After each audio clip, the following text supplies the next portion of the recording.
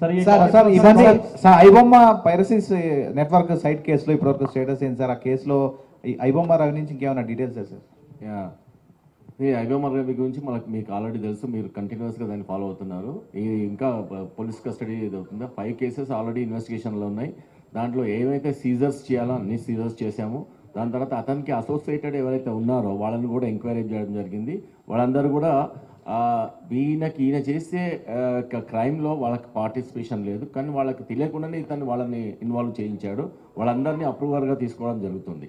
So వాళ్ళందరూ yes చెప్పండి sir. ఈ బెట్టింగ్ యాప్లో, this is Uday Kiran sir. Betting యాప్లలో ఇప్పటికే కట్టదిడ్డం చేస్తారు. ఈ బెట్టింగ్ యాప్లలో కూడా డిపార్ట్మెంట్లో కొంతమంది బెట్టింగ్ యాప్లకు కూడా బలవుతున్న పరిస్థితి కనిపిస్తుంది.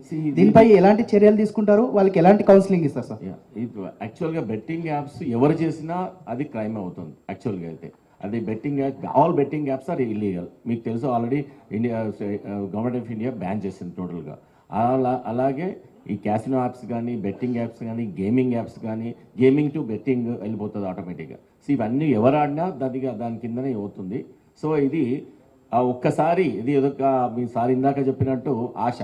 సో లాలొచ్చడంతో ఫస్ట్ బిగినింగ్లో ప్రతి బెట్టింగ్ యాప్లో మీకు బిగినింగ్లో ఎంట్రీ అయినప్పుడు నీకు డబ్బులు రావడం మొదలెడతాయి. అది కొంతవరకే, ఒక 10%, మ్యాక్సిమం 10% కంటే ఎక్కువ రావు. దాని తర్వాత ఎప్పుడైతే దానికి డబ్బుకి అలవాటు పడే అని తెలిసిపోతుందో వాళ్ళకి, దాని తర్వాత ఇమీడియట్గా ఎక్కువ స్టేక్లో ఆడడం జరుగుతుంది. దాని తర్వాత ఒక్కసారి కూరుకుపోయిన తర్వాత అది ఒక విషయస్ సర్కిల్గా మారిపోతుంది.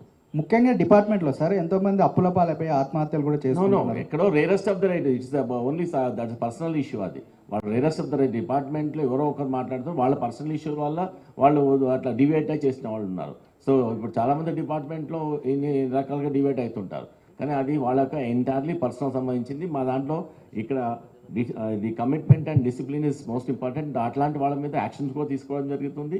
తర్వాత అట్లాంటి వాళ్ళు ఉంటే ఈవెన్ కేసుల వరకు కూడా వెళ్ళిపోతున్నారు.